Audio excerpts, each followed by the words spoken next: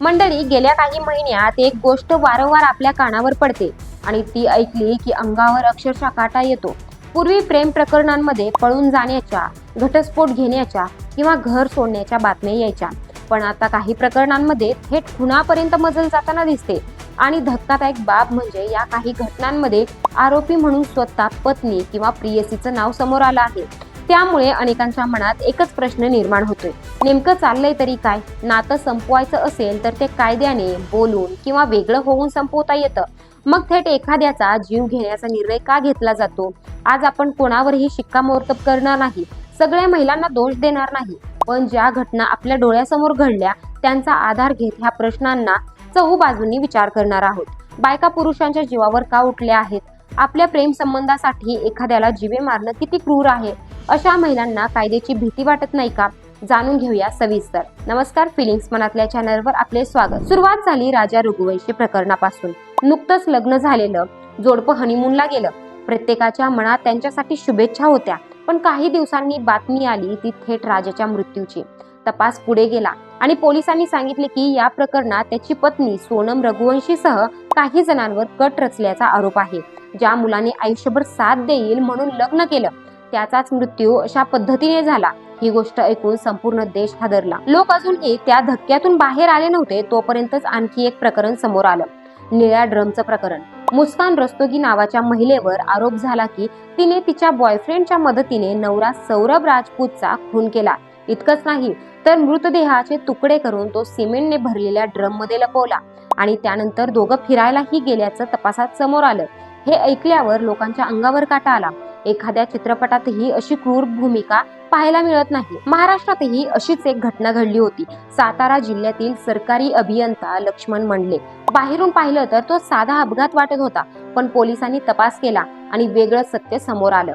पत्नी, तिचा प्रियकर आणि तिच्या भावाने मिळून सुपारी देऊन अंगावर कार घालून त्याचा खून केल्याचा आरोप झाला. म्हणजे अपघाताचा बनाव करून गुन्हा लपवण्याचा प्रयत्न. आणि आता पुण्यातील केतन अग्रवाल प्रकरण.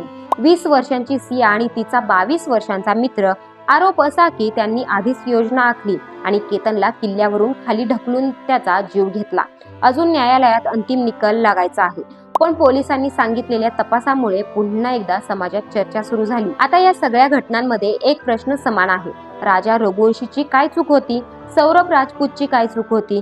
लक्ष्मण मंडले यांनी कोणता गुन्हा केला होता? केतन अग्रवालचा दोष काय होता?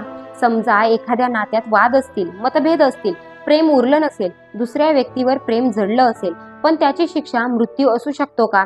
आपल्या देशात नातं संपवण्यासाठी कायदेशीर मार्ग आहेत. घटस्फोट घेता येतो, वेगळं राहता येतं, कुटुंबाशी बोलता येतं, कोर्टाची मदत घेता येते, अगदी घरातून निघून जाण्याचाही पर्याय असतो. पण या सगळ्या मार्गांना बाजूला ठेवून काही लोक थेट खुनाचा मार्ग का निवडतात? याचं एक कारण म्हणजे स्वार्थ. अनेकदा एखाद्या व्यक्तीला नवीन नातं हवं असतं, आपलं जुनं नातं संपवायची हिंमत नसते. समाज काय म्हणेल, कुटुंब काय म्हणेल, संपत्तीचं काय होईल, प्रतिष्ठेचं काय होईल, या विचारांमधून काही लोकांना वाटतं की समोरची व्यक्तीच नसेल तर प्रश्न कायमचाच संपेल. पण इथंच ते आयुष्यातली सर्वात मोठी चूक करतात. दुसरं कारण म्हणजे गुन्हेगारी मानसिकता. काही लोकांना स्वतःच्या इच्छेपलीकडे काही दिसत नाही. मला जे हवं तेच होणार हा हट्ट इतका वाढतो की समोरचा माणूस त्यांना माणूसच वाटेनासा होतो. मग तो नवरा असो, बायको असो किंवा मित्र, तो फक्त एक अडथळा वाटू लागतो. तिसरी गोष्ट म्हणजे अति आत्मविश्वास. आजकाल प्रत्येक गुन्ह्यात एक गोष्ट दिसते. आरोपींना वाटतं आपण खूप हुशार आहोत, थोडं रडायचं, सोशल मीडियावर दुःखी पोस्ट टाकायची, पोलिसांना वेगळी गोष्ट सांगायची, पुरावे लपवायचे म्हणजे आपण वाचू. पण आजचं पोलिसांचं तपास तंत्रज्ञान खूप पुढे गेलंय.